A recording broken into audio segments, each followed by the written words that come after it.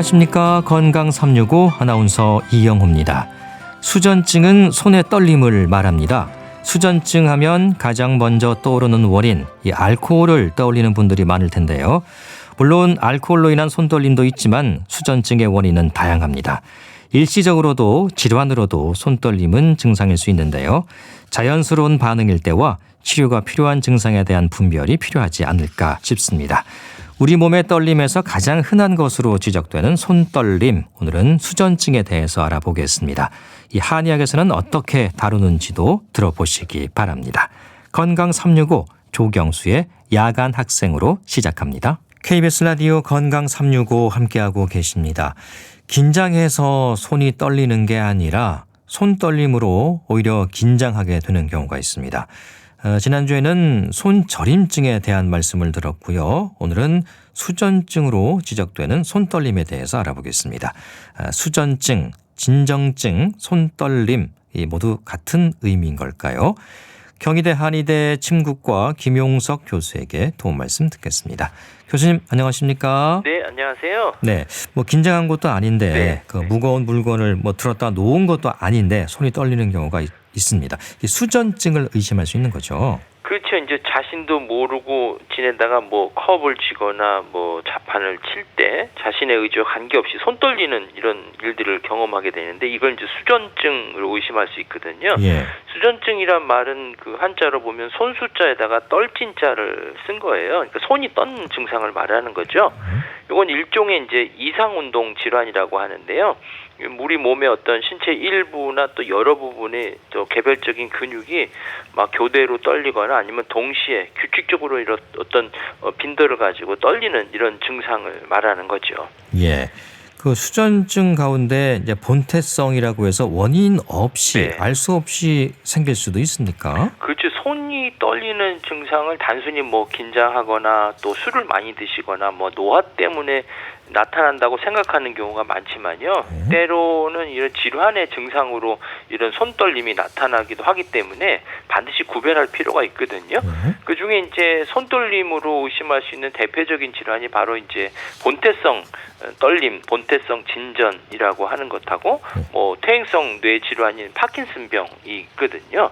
이게 본태성 진전이라는 것은 본태성이란 말은 특별한 원인이 없다.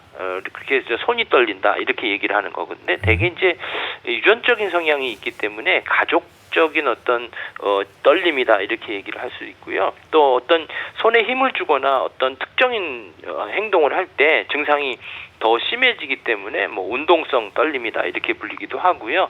또 이런 본태성 떨림은 손이 떨리는 것 외에도 다른 증상은 없고 또 마음이 안정되거나 술을 조금 마시면 증상이 조금 완화되는 그런 특징이 있죠.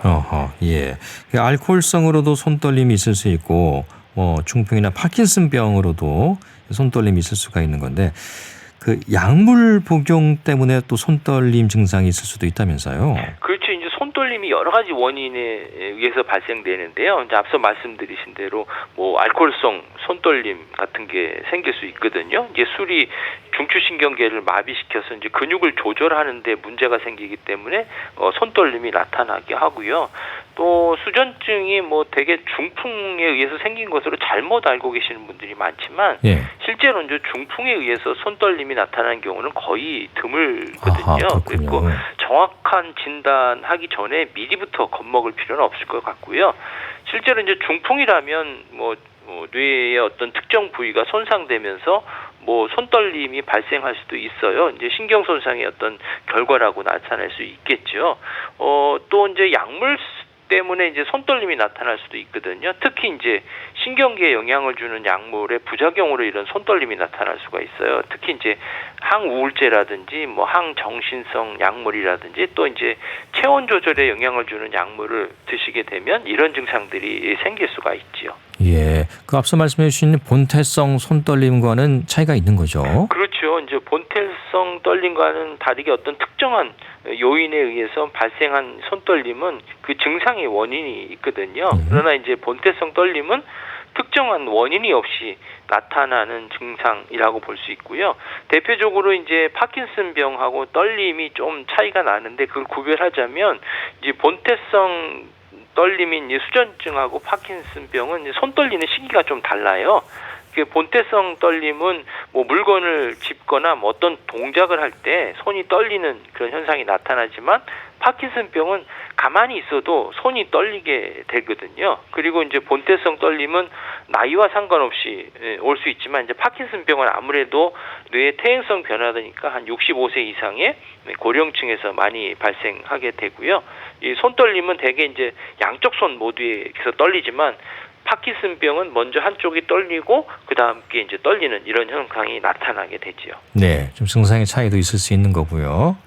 원인이 있을 때는 진단도 비교적 쉽게 내릴 것 같은데 본태성인 경우에는 쉽지가 않겠어요. 그렇죠. 이제 본태성 떨림은 대개 이제 증상이라든지 그동안의 어떤 병력을 바탕으로 진단을 하게 되거든요. 사실 뭐 특별한 진단 검사가 필요하지는 않지만 다른 원인들을 배제하기 위해서는 또 여러 가지 검사를 할 필요가 있는 거거든요. 그래서 떨림이 언제부터 시작되는지, 얼마나 강도로, 또 얼마나 빈도로, 또 신체의 다른 부분에 어떤 영향을 미치는지도 좀 확인해 보고요. 또 유전적인 부분이 있는지를 확인하기 위해서 가족분 중에 뭐 이런 증상이 나타나는지, 또 뭐 약물이라든지 뭐 음주 습관 뭐 이런 것들을 이제 확인하게 되고요. 또 신경학적인 어떤 변화가 있는지를 확인하기 위해서는 뭐 여러 가지 검사를 조금 해볼 필요가 있는 거죠. 네. 어쨌든 이 본태성 손떨림은 신경학적으로 문제가 있다는 거죠. 그렇죠. 이제 본태성 손떨림은 이제 신경학적으로 문제가 있어서 발생하는 증상이거든요. 네. 특히 이제 손떨림이 손이나 팔의 어떤 미세한 움직임을 조절하는 신경계에 뭔가 문제가 생겨서 발생한다고 볼 수가 있는데, 사실은 뭐 구체적인 원인은 본태성이니까 알려지진 않고 있지만 대개 보면 유전적인 원인이 있다 이렇게 볼 수 있거든요. 예를 들면 뭐 가족력이 있는 경우에 부모님 중에 한 분이 본태성 어떤 떨림을 갖고 계신 경우는 자녀들도 아무래도 본태성 떨림이 나타날 확률이 높고요. 또 손에서 뇌로 연결된 어떤 신경 경로에 이상이 생겨도 이런 증상이 생길 수 있고요. 또 신경 전달 물질에 어떤 문제가 있어도 이런 증상이 나타날 수 있는 거죠. 네. 일상생활을 보면 어떤 상황에서 어떻게 이게 손떨림이 나타납니까? 아마 이 손떨림은 대부분 한 번씩 경험을 해보셨을 텐데요. 네. 첫 번째 보면은 막 이렇게 화나고 분노할 때 막 떨리는 이런 손이 부르르 떨리잖아요. 네. 이런 경우도 하나의 예를 들 수도 있겠고요. 또 자세를 유지할 때 이제 팔을 앞으로 쭉 뻗은 상태로 또 뭐 물건을 들고 있는 동안에 이렇게 떨리는 증상이 생길 수 그렇죠. 있거든요. 예를 예. 들면 뭐 컵을 들고 있을 때라든지 뭐 숟가락으로 음식을 드실 때라든지 책을 들고 읽을 때라든지 뭐 글씨를 쓸 때 이런 떨림이 나타날 수 있고요. 또 정밀한 동작을 할 때죠. 예를 들면 뭐 글씨를 쓸 때나 그림을 그릴 때나 뭐 바늘에 실 낄 때 같은 이런 동작을 할 때 이런 떨림이 나타날 수 있고요. 또 술을 드신 후에도 일시적으로 이런 본태성 떨림이 좀 완화시켜 줄 수는 있거든요. 예. 근데 이제 술을 드신 후에 금단 증상으로도 이런 떨림이 더 심해질 수 있지요. 그리고 뭐 카페인 섭취 많이 하신 분들 손 떨리는 이런 증상들 나타나잖아요. 예. 저는 그 재활용 쓰레기 버리러 나갈 때 손이 떨리더라고요. 힘을 줄 때 이렇게 무거운 걸 노력하는 들어서 거죠. 그런지. 네, 예. 무거운 거 드셔서 그렇죠. 그 긴장했을 때도 이런 증상이 심해집니까? 그렇죠. 이제 긴장하거나 이제 스트레스를 받을 때 많이 생기거든요. 이제 불안하거나 심리적으로 어떤 이런 분노감이나 이런 일 때 떨림이 좀 악화될 수 있거든요. 예를 들면 이런 경우에요. 뭐 많은 사람들 앞에서 뭐 발표를 할 때 있잖아요. 긴장되잖아요. 네. 그리고 또 중요한 무슨 시험을 볼 때, 입시를 치를 때라든지 또 좀 어색하고 좀 격식 있는 자리에서 다른 사람하고 음식 드실 때 조금 긴장해서 이렇게 더 떨리는 증상들이 생길 수 있고요. 또 비슷한 맥락으로 보자면 피로해져도 마찬가지로 이렇게 떨리는 현상이 생기거든요. 충분한 휴식을 취하지 못한 상태에서 피로가 좀 쌓이게 되면 이런 현상들도 나타날 수가 있죠. 예. 이 증상이 어느 정도로 심해질 수 있을까요? 그냥 뭐 단순히 떨릴 수는 있는데 뭐 주변 사람들이 시선이 갈 정도로 많이 떨려야 되는 건지, 아니 뭐 초당 어느 정도 떨려야지 심한 경우다 이렇게 또 정의를 내릴 수가 있는 건지요. 사실 뭐 떨림 장상은 이제 개인에 따라 조금 정도가 다를 수 있거든요. 그래서 다른 사람의 시상을 끌 정도로 심할 수도 있고요. 대개 이제 본태성 떨림은 뭐 초당 한 4번에서 12번 정도 이렇게 떨린다고 얘기 나타나고요. 이런 빈도는 다른 어떤 떨림과 구분하는 데 상당히 도움을 줄 수가 있고요. 그리고 떨림의 강도는 뭐 경미하게 떨리는 것에서 아주 심한 떨림까지 다양하게 나타날 수 있겠죠. 그리고 경미한 경우는 뭐 일상생활하는데 큰 영향을 미치지 않지만 심한 경우에는 뭐 글씨 쓰거나 컵을 드는 거나 뭐 술잔 같은 거 들 때도 이런 불편함이 생길 수 있고요. 또 떨림이 심한 경우에는 눈으로 볼 수도 있고 또 다른 사람을 통해서도 알 수도 있거든요. 그러나 이제 일반적으로 이제 떨리는 생리적인 떨림 이게 눈에 크게 띄지는 않고요. 병적으로 손떨림에 문제를 일으킨 경우도 있지만 생리적으로 우리 몸에서 어떤 자체의 반응으로도 이런 떨림이 나타나기도 하거든요. 우리가 이제 화나거나 피곤하거나 카페인 많이 드시면 이게 자연적으로 이런 떨림이 생길 수 있잖아요. 이런 경우는 눈에 보이지는 않지만 뭐 1초당 한 8번에서 13번 정도 이렇게 빠르고 미세한 떨림이 나타날 수 있고 대부분 이제 이런 경우는 자신만 알게 되죠. 예. 증상이 양쪽 손 모두 바로 생기는 건지 뭐 한쪽만 생기는 건지 아니면 또 세월이 지나면 더 심해지는 건지. 네, 본태성 떨림 진전은 일반적으로 이제 양쪽 손에 모두 영향을 미쳐요. 그러나 이제 한쪽 손이 더 심하게 더 떨릴 수 있겠죠. 보통 이제 이렇게 좌우 대칭적으로 띄게 나타나게 되는데 양쪽 손에 대칭적으로 나타나는 게 훨씬 더 많고요. 초기에는 뭐 한쪽에서 시작할 수 있지만 시간이 지나면서 다른 쪽 손에도 영향을 미쳐서 양쪽 다 나타날 수 있고요. 또 증상은 보통 이제 진행하게 되거든요. 시간이 지남에 따라서는 증상들이 점점 악화될 수 있어요. 그래서 초기에는 경미하게 떨리다가 이제 시간이 지나면 떨림의 강도라든지 빈도가 증가될 수가 있고요. 보통 이제 나이가 들수록 증상이 더 뚜렷하고 심해질 수가 있기 때문에 60대 이후에는 떨림의 심각성이 뭐 증가하는 경우가 상당히 많죠. 네. 또 긴장하다 보면 또 손떨림이 있을 수 있다고 하니까 뭐 성격 때문인 건가, 좀 소심해서 그런 건가, 또 너무 예민해서 그런 건가 이런 생각도 할 수 있을 것 같아요. 그렇죠. 그런 생각들 좀 사실 많이 해서 오해를 받을 수도 있는데요. 예. 사실 본태성 떨림은 신경학적인 원인으로 발생하는 증상이지 사실 뭐 성격과는 그렇게 뭐 관련이 없어요. 근데 이제 스트레스나 긴장이 이런 본태성 진전을 악화시킬 수는 있지만 그것이 그 근본적인 원인은 아니라고 볼 수 있고요. 또 아무래도 뭐 떨림 증상이 있을 때 이를 감추려고 애를 쓰거나 뭐 덜 신경 쓰려고 노력하는 과정에서 예민한 반응을 보일 수는 있거든요. 이로 인해서 뭐 심리적인 문제로도 인식될 수는 있겠고요. 또 아무래도 공공장소에서 이런 일이 있을 때니까 좀 예민한 성격으로 이제 오해받을 수 있지만 사실은 성격과는 그렇게 관련이 없죠. 예. 그 다른 질환 때문이 아니고 이 본태성 손떨림을 의심할 수 있는 그런 자가 진단법이 있다면서요? 평소에 이제 손을 떨거나 이런 수전증이 의심되면 간단한 진단법으로 이제 수전증 또는 뭐 본태성 떨림을 좀 진단해 볼 수는 있는데요. 먼저 방법은 어떤 신체 어떤 특정 부위에 떨림을 느끼거나 또는 뭐 갑자기 손이 떨려서 하던 일을 중단해야 할 때라든지 그리고 다른 사람 앞에서 긴장하거나 또 극심한 이제 스트레스를 받으면 심하게 손이 떨리게 된다. 그러면 일단 의심해 보여야 되고요. 또 어떤 물건을 손으로 잡으려고 할 때 뭐 손이 떨려서 물건을 떨어뜨린 적이 있거나 또는 뭐 손이 떨리는 증상이 오랫동안 이렇게 지속되면 좀 의심해 봐야 되겠고 또 술이나 카페인을 자주 섭취하시거나 또는 공복 시에 손떨림이 증상이 있다면 또 의심해 봐야 되겠고요. 마지막으로는 뭐 가족분 중에 한 분이라도 뭐 수전증이나 이런 손떨림이 있었다면 한번 의심해 볼 필요가 있는 거죠. 네. 이 손으로 회오리 모양을 생각하면서 동그라미를 그리는 동작이 자가 진단으로 쓰이는 건 왜 그렇습니까? 그렇죠. 이제 회오리 동작은 사실은 정밀한 움직임을 요구하기 때문에 그럴 수 있거든요. 예. 동그라미를 그리는 동작은 손에 아주 미세한 근육들의 조절이 필요하거든요. 그래서 본태성 떨림은 이런 정밀한 움직임을 할 때 더 이제 심하게 나타나게 되죠. 그래서 동그라미를 그리면 동그라미가 매끄럽게 그려지지 않고 막 불규칙하게 나타나게 되고요.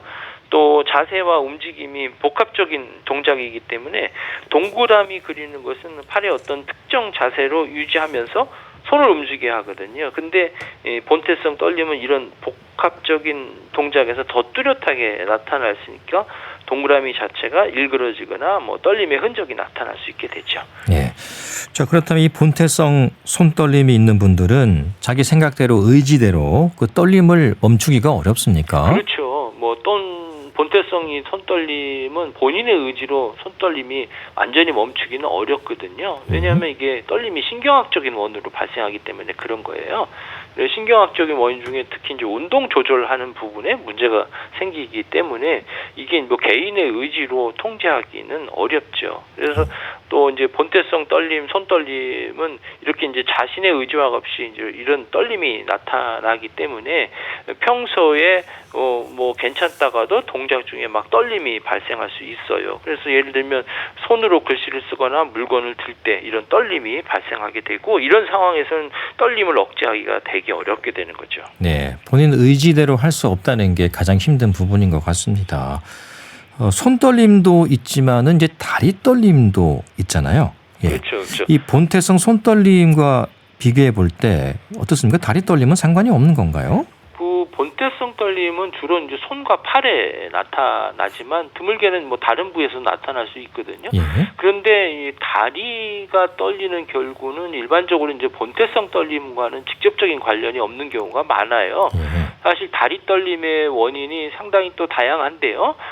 먼저 의식적으로 다리를 떠는 경우가 있는데 이런 경우는 뭐 긴장하거나 피로하거나 뭐 습관적으로 뭐 다리 떠는 사람이 있잖아요. 이런 거는 사실 뭐 본태성 떨림하고는 그렇죠. 관련이 없는 거죠. 습관이죠. 예. 예. 그다음에 이제 그 하지불안 증후군이라고 있잖아요. 네. 다리를 움직이고 싶은 어떤 충동을 느끼게 하고 또 휴식 중이나 밤에도 심해지는 이제 하지불안 증후군이라든지 또 피곤하거나 탈수되면 이 자체를 우리 몸으로 이제 스스로 회복하기 위해서 근육이 경련 일어나는 경우도 있잖아요. 쥐가 난다고 하는 경우도 이런 경우고요. 드물게는 뭐 파킨슨병이라든지 뭐 다발성 경화증 같은 신경학적인 원인에 의해서도 이런 떨림이 나타날 수 있는 거죠. 예. 그럼 이제 발 떨림과는 직접적인 연관이 없다는 거고요. 다리 떨림. 네. 그러면은 혹시 이 손떨림으로 인해서 본태성 손떨림으로 인해서 몸이 떨린다거나 하는 경우는 없습니까? 본태성 떨림은 주로 이제 손과 팔에 영향을 미친다고 말씀드렸잖아요. 그래서 예. 글씨 쓰거나 물건 들 때 이런 증상들이 더 들어지죠. 하지만 이제 다른 부위에 생길 수 있어요. 예를 들면 뭐 머리라든지 목이라든지 뭐 성대에 떨림이 이렇게 나타날 수도 있죠. 그러나 이런 경우는 상대적으로 드물게 나타나는 거죠. 네. 근데 머리는 떨릴 수가 있는 거네요. 그렇죠. 우리가 머리 떨리는 거 흔히 뭐 챗머리 흔든다고 얘기하잖아요. 예. 머리가 뭐 예 아니요 하는 거 동작처럼 뭐 앞뒤로 흔들리거나 아니면 뒤로 좌우로 이렇게 떨리는 현상들이 생길 수 있죠. 되게 이제 고개를 끄덕이거나 흔들린 것 같은 이런 반복적인 움직임이 나타나는 게 이게 특징이고요. 대개 이제 본태성 떨림은 주로 손과 팔에서 시작하지만 시간이 지나면서 다른 부위로 이렇게 확산될 수도 있습니다. 예. 떨릴 수는 있지만 흔하진 않다. 네. 예. 자, 본태성 손떨림 이 원인을 찾기가 어려워서 치료도 좀 어려울 것 같은데 어떻습니까? 이 본태성 떨림이 사실 뭐 정확한 원인이 완전하게 규명되지는 않았지만 치료가 그렇다고 해서 아주 불가능한 건 아니거든요. 아니고요. 주로 이제 뭐 증상을 완화시켜 주는 걸 목표로 해서 여러 가지 이제 치료 방법들이 사용되고 있는데요. 약물이라든지 뭐 손과 팔의 근육을 강화시켜 주기 위해서 뭐 운동 치료라든지 작업 치료라든지 뭐 경우에 따라서는 뭐 수질적인 요법을 하는데 일반적으로 우리가 집에서 해볼 수 있는 것은 생활 습관을 관리하는 게 상당히 중요하거든요. 특히 이제 스트레스 관리죠. 스트레스를 받거나 불안하거나 화가 나면 이렇게 떨림 증상이 악화될 수 있기 때문에 평소에 이제 스트레스 관리를 잘 해주셔야 되고 뭐 카페인이나 술 같은 것이 더 문제를 일으킬 수 있으니까 이런 것들은 좀 피하시는 것이 좋겠죠. 네, 정확한 진단을 내리기 위해서 확인하는 부분들은 뭡니까? 뭐 손떨림은 대부분 원인을 해결하거나 뭐 적절한 치료를 받으면 비교적 조절이 잘 되는 경우가 많거든요. 뭐 심리적으로 불안하면 더 증상이 심해지는 경향이기 때문에 심리적인 어떤 안정을 찾을 수 있도록 뭐 약물이나 또 여러 가지 심리요법을 하는 것이 도움이 되고요. 그러나 이제 개선이 되지 않을 때는 뭐 다른 원인이 있는지를 좀 확인해 볼 필요가 있는 것이고요. 또 손떨림이 오래 지속되는 경우라든지 특히 이제 노인이라든지 어떤 약물을 오랫동안 복용하는 경우 또는 술을 지나치게 많이 드시는 분들의 경우는 그런 손떨림은 병원을 방문하셔서 정확하게 진찰을 받아보시는 게 좋겠죠. 네, 그럼 치료는 완치라기보다 증상을 완화하는 쪽으로 봐야 될까요? 그렇죠. 이제 본태성 떨림 치료는 주로 이제 증상을 완화하는 데 초점을 맞추고 있거든요.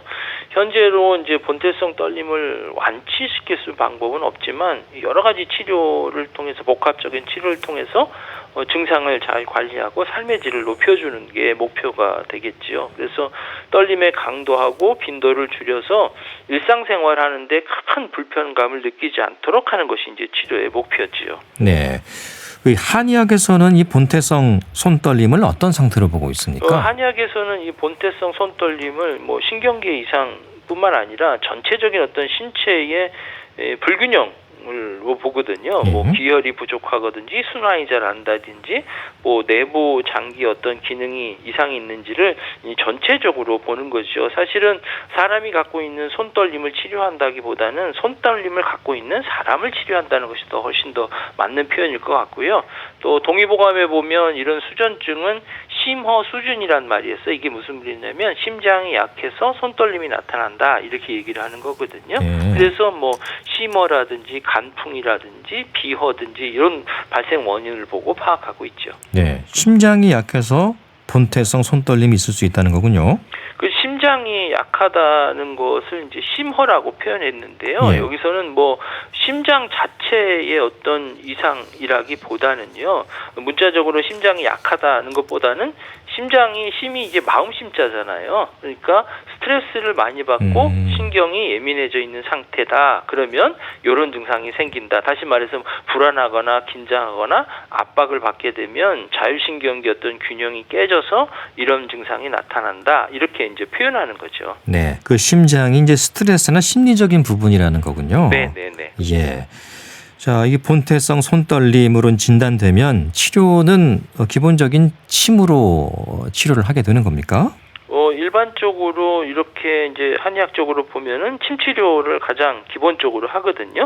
이게 왜냐하면 침 치료가 기혈을 순환시켜주고 신경계를 안정시켜주는 데 도움을 줄 수가 있어요. 그러나 이제 침 치료만으로 모든 증상이 해결되는 건 아니고요. 또 한약 치료하고 또 생활습관 관리가 무엇보다 중요하고요. 또 우리가 이제 침 치료하면 통증이나 뭐 마비 질환에만 쓰는 것으로 생각하는데 스트레스를 관리하는 데 아주 좋은 효과를 나타내고요. 특히 이제 교감신경과 부교감신경의 어떤 불균형을 조절해 주는데 침 치료가 아주 효과적이죠. 네, 침은 어디에 맞게 됩니까? 뭐 손에 맞습니까? 대개 이제 기혈을 순환시키고 전체적인 어떤 떨림을 조절시켜주기 위해서는 그걸 안정시키기 위해서는 뭐 심장이나 비장이나 기허든지 여러 증상에 따라서 이제 치료를 하게 되거든요. 예를 들면 뭐 손떨림이 떠 있는 손이나 뭐 팔의 주요 경혈 위치에다가 치료하거나 또는 뭐 간의 기능을 좋기 위해서 분노하거나 막 화를 나고 이런 사람들은 발에다 놓기도 하고요. 상체의 어떤 기혈을 촉진시키기 위해서는 팔꿈치 부위에다 놓기도 하고 전신의 어떤 기혈 순환을 조진하기 위해서는 뭐 손 쪽에다가 놓기도 하지요. 예. 치료 기간은 어떻습니까? 얼마나 맞아야 되는 건지 또 어느 정도의 간격으로 맞아야 됩니까? 대개 이제 초기에 증상을 완화시키기보다는 어떤 집중적인 치료가 필요할 때가 있거든요. 환자의 상태에 따라서 뭐 일주일에 뭐 한 번에서 3번 정도 이렇게 침 치료를 하고요. 한 번에는 한 20-30분 정도 이제 소요하게 되거든요. 그래서 초기 집중 치료 후에는 뭐 증상을 안정화시키고 유지 관리를 위해서 이제 치료 빈도를 좀 줄일 수 있죠. 그러다 보면 뭐 일주일에 한 번인지 뭐 한 달에 한 번인지 이렇게 지속하는 경우가 많고요. 증상이 개선이 되면 치료 간격을 더 늘려주게 됐죠. 예. 침 치료가 있고 뭐 다른 치료는 어떤 게 있습니까? 뭐 필요한 경우에는 뭐 뜸이나 뭐 부항 같은 것들 할 수 있고요. 또 한약 치료를 활용을 하면 도움을 줄 수 있는데요. 한약 치료는 기혈을 보충시켜주고 뭐 스트레스나 이런 전반적인 기능들을 개선시켜 줄 수 있기 때문에 떨림을 좀 줄여줄 수가 있죠. 네. 이 본태성 손떨림으로 고생하는 분들은 이제 술을 한 잔 마시면 네. 좀 괜찮아진다 이런 얘기 하시잖아요. 네, 네. 이거 괜찮을까요? 이게 또 사실 술을 마시면 조금 안정이 되니까 일시적으로 가라앉는 증상들이 있거든요.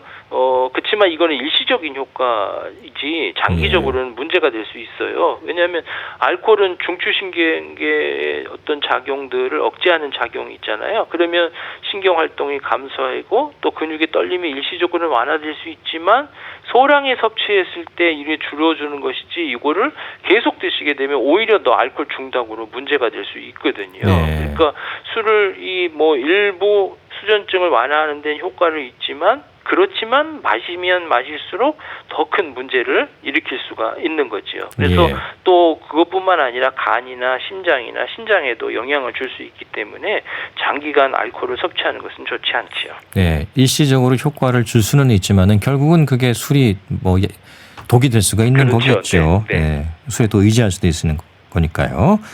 그 도움되는 음식이나 또 어떤 뭐 지압법이라든가 뭐 차 종류 이런 것도 있을까요? 네, 이제 손떨림에 이제 지압을 우리가 많이 활용을 해보면 뭐 스트레스를 완화시켜 주는데 좋은 혈자리가 소부라는 혈이 있어요. 그건 손바닥에 있거든요. 네. 우리 손바닥에 어떻게 잡냐면 손을 가볍게 주먹을 쥐면 새끼 손가락이 닿는 부위 있죠. 네. 그 부위 손바닥이면 손금 있는 그 부위거든요. 이게 네. 4번째, 5번째 손가락 사이에 있는데 거기를 눌러주게 되면 스트레스가 조금 완화되는 경우가 있어요. 지금 이게 화의 활이거든요. 불이 많이 있는 그런 부분을 이런 지압을 하게 되면 열이 확 올라온 것들을 열을 낮춰주는 또 스트레스를 완화시켜주고 불안을 완화시켜주는데 상당히 도움을 줄 수 있고요.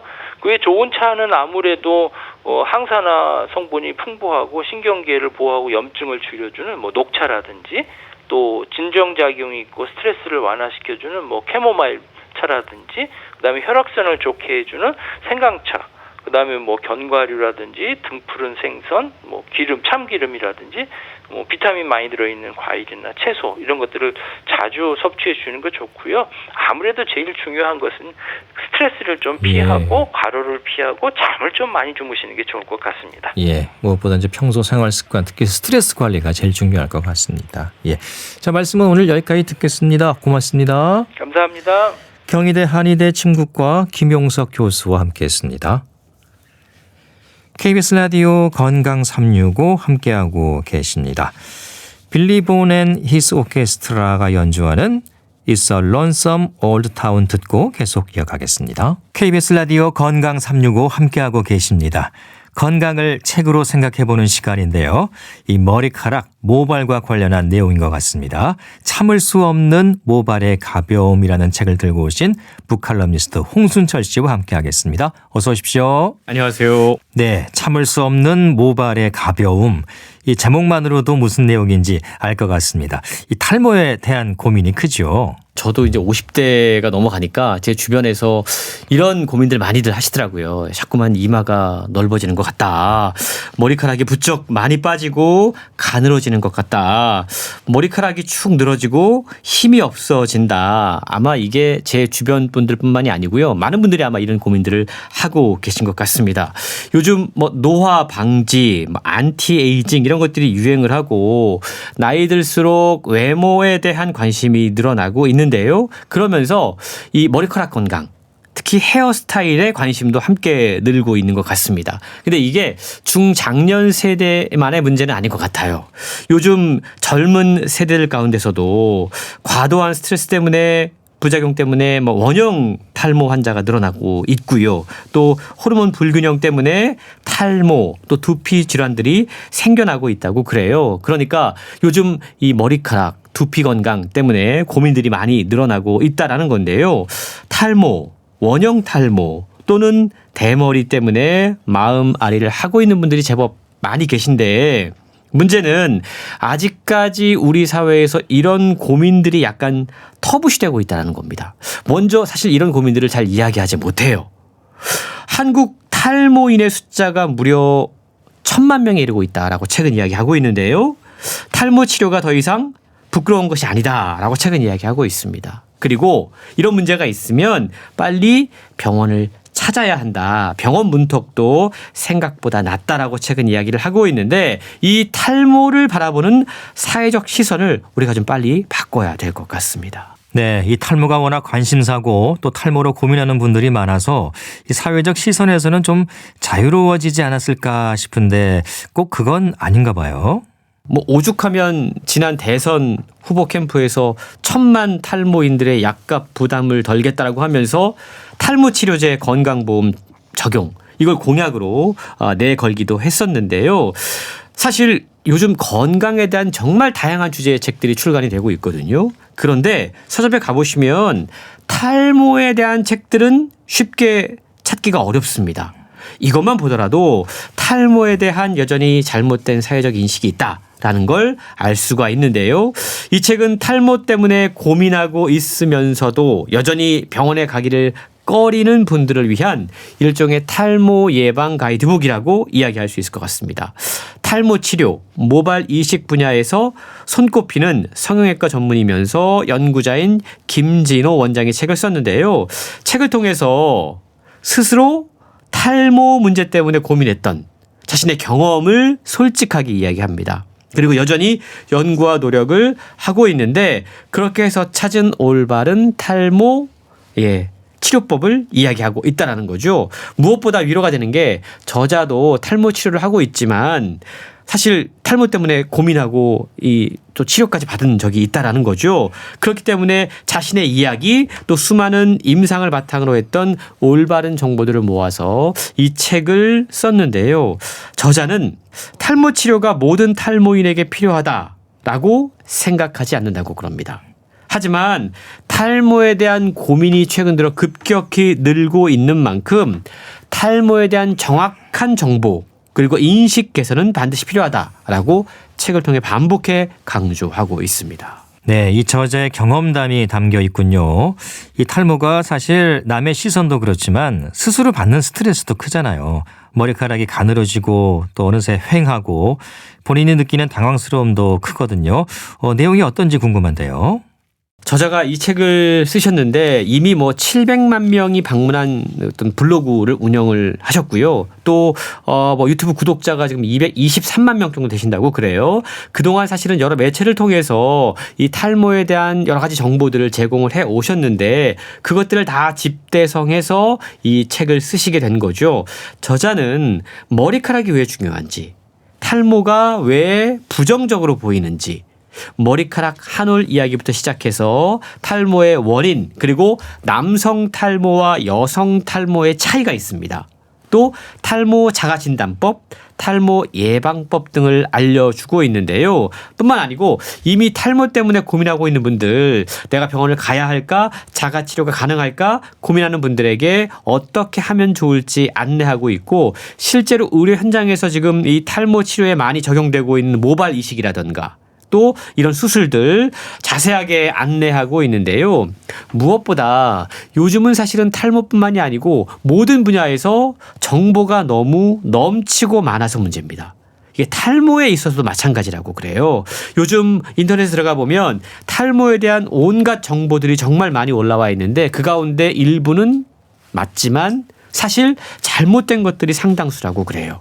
특히 탈모의 원인에 대한 이야기들 가운데 잘못된 정보들, 예를 들자면 뭐 탈모의 원인으로 지목되고 있는데 사실은 억울하게 누명을 쓰고 있는 것들, 이런 것들도 알려주고 있고요. 샴푸, 머리 감기, 또 가르마를 어떻게 하는가에 따라서 이게 탈모에 어떠한 영향을 미치게 되는지, 염색을 자주 하면, 파마를 자주 하면 탈모와 어떤 상관관계가 있는지, 모자를 쓰면 탈모에 도움이 되는지, 가발은 어떤지, 햇빛과 탈모의 관계는 어떤지, 또 탈모 약이 정말 도움이 되는지, 부작용은 어떤 것이 있는지 인터넷에 떠도는 다양한 탈모에 대한 소문들에 대해서도 정확한 정보를 제공해 주고 있습니다. 이 남성과 여성의 차이, 또 머리카락 굵기, 빠지는 정도, 원형 탈모, 뭐 탈모도 한두 가지가 아니잖아요. 탈모에 대한 이해와 인식에서 좀 바로잡고 또 알고 있어야 하는 부분들도 있습니까? 그렇습니다. 사실 많은 부분들을 우리가 좀 오해해서 좀 벗어나야 되는데요. 특히 저는 이 남성 탈모와 여성 탈모의 차이에 대해서 읽고 이런 부분들은 좀 많은 분들에게 알려야겠다는 생각을 하게 됐습니다. 일단 머리카락이 우리 머리에서 나잖아요. 모낭이란 부분이 있습니다. 근데 사람은 누구나 이 모낭을 가지고 태어나요. 그리고 모낭에서 나오는 머리카락이 굵어지기도 하고 길어지기도 하는데 모낭의 숫자가 더 많아지진 않는다고 그럽니다. 그러니까 우리가 머리카락의 숫자는 일정할 수밖에 없다라는 거죠. 균형 잡힌 식사나 규칙적으로 운동을 한다고 하더라도 모낭의 숫자가 늘어나지 않는다라는 걸 기억할 필요가 있다는 겁니다. 대부분의 사람들은 청소년 시절까지 이게 낮은 헤어라인이었다가 20세에서 22세가 되면 점차 헤어라인이 올라간다고 그럽니다. 그리고 안정적으로 자리를 잡게 돼요. 물론 모두가 그렇다는 건 아니고 대부분이 그렇게 된다라는 겁니다. 탈모인 사람들은 멈춰야 되는데 이 헤어라인이 멈추지 않고 계속 더 후퇴하는 거죠. 탈모, 우리가 지금 이야기를 하고 있는데 사실은 의학적인 정의도 필요할 것 같습니다. 과연 의학적으로는 탈모를 어떻게 정의를 해야 될까? 따지고 보면 우리 몸에서 나는 모든 털은 빠지게 되어 있습니다. 그래서 머리카락이 빠지는 것 역시 자연스러운 현상이거든요. 이걸 다 탈모라고 부르면 안 된다라는 거죠. 모낭마다 성장 주기가 다르기 때문에 한 사람의 머리에도 성장기, 퇴행기, 휴지기, 탈락기가 모두 섞여 있다고 그래요. 모낭에서 매일 50개에서 100개 정도의 머리카락이 빠지는 건 자연스러운 일이다라고 책은 이야기하고 있습니다. 빠지면 다시 여기에서 머리카락이 자라요. 근데 탈모는 단순히 이렇게 빠지는 것을 탈모라고 이야기하는 게 아니라 평균치 이상으로 머리카락이 얇아지거나 빠지는 것, 그리고 더 큰 문제는 이 빠진 모낭에 다시 머리카락이 나지 않는 것, 이것을 우리가 탈모라고 정의해야 된다라고 저자는 이야기하고 있습니다. 머리카락이 단순히 빠지는 게 문제가 아니라 이 평균치 이상으로 얇아지거나 빠지는 게 탈모고, 또 빠진 모발이 다시 나오지 않는다는 거죠. 어떻게 보면 다소 주관적인 느낌이 있는데요. 네. 예. 어쨌든 객관적인 어떤 수치들을 가지고 책은 이야기를 하고 있어요. 혼자서도 이걸 내가 지금 탈모가 진행되고 있는지 아닌지를 확인해 볼 수 있는 방법이 있다고 그럽니다. 이게 이제 모발 견인 검사라고 하는 건데요. 탈모가 의심되는 부분, 그러니까 자꾸만 가렵거나 뭔가 좀 여기에 두피가 뭔가 자꾸 뭐가 껴있다라는 느낌이 드는 부분을 잡고 머리카락을 20가닥 내지 30가닥을 당겼을 때 머리카락이 몇 가닥 빠지는지 확인을 해보는 게 자가진단법이라고 하는데, 대여섯 번 정도 당겨서 한두 가닥 정도가 나온다면 이건 안심해도 좋다고 그래요. 근데 20 내지 30가닥을 다 당겼는데 여기서 5가닥 이상이 빠진다. 이건 그 부분에 지금 탈모가 진행되고 있다. 이렇게 이해해도 된다라는 건데요. 그리고 샤워를 할 때 머리카락이 빠진 걸 확인할 수가 있잖아요. 이걸 일주일가량 양을 대조해서 양이 계속 많아진다면 탈모를 의심해 볼 필요가 있다라고 책은 이야기를 하고 있는데, 뿐만 아니고 예전보다 잔머리가 눈에 띄게 늘었거나 모발 굵기가 가늘어졌다면 역시 불길한 탈모의 징조라고 그럽니다. 탈모가 남녀 모두에게 다 발생을 해요. 근데 남성 탈모는 남성 호르몬과 유전적인 요소에 의해 좌우된다고 그럽니다. 그러니까 우리가 왜 그 대머리라든가 이런 것들이 뭐 유전이라든가 이런 것들의 작용을 받는다는 게 맞는 이야기고요. 여성 탈모는 남성과 다르게 남성들은 앞에서 진행이 되는데 여성들은 보통 정수리 부근, 원형 탈모로 나타나고 유전 외적인 요인들이 많다고 그럽니다. 특히 다이어트로 인한 영양 부족 그리고 질병 때문에 여성 탈모가 나타나는 경향이 많이 있는데요. 머리카락이요. 다른 기관보다 신진대사의 영향을 굉장히 많이 받는 기관이라고 그래요. 그래서 다이어트를 하면 영양이 부족해지잖아요. 그렇게 되면 이게 머리카락으로 가야 할 영양분이 다른 곳으로 보내지게 되고 영양분을 받지 못하는 머리카락은 힘을 잃고 빠지게 된다라는 겁니다. 여성 탈모가 진행되는 가장 일반적인 경우가 바로 이러한 것 때문인데요. 이렇게 남녀노소에 따라서 탈모 증상이 나타나는 원인이 다를 수 있다는 거죠.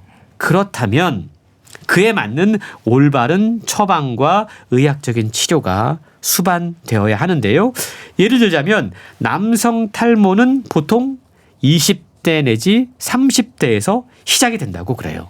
주요 원인이 유전적인 요인 그리고 남성 호르몬 변환 물질인 DHT라고 하는 요 물질의 작용 때문에 이 남성 탈모가 진행이 되는데 DHT란 요소가 모발의 정상적인 성장을 방해하면 탈모를 유발할 수 있다. 남성 탈모는 유전적인 요인 때문에 발생하는 경우가 많다는 걸 기억할 필요가 있을 것 같습니다. 특히 남성 탈모는 유전적인 영향이 많다는 건 이미 많은 분들이 알고 있는데요. 시기가 빨라지는 건지 20대에도 탈모 고민이 늘고 있지 않나 싶습니다. 이 탈모약에 대한 관심이 높은 것도 그런 이유가 아닐까요? 탈모약 관심이 높아지고 있는데 이걸 먹어야 할지 말지도 사실은 상당히 고민이 되거든요.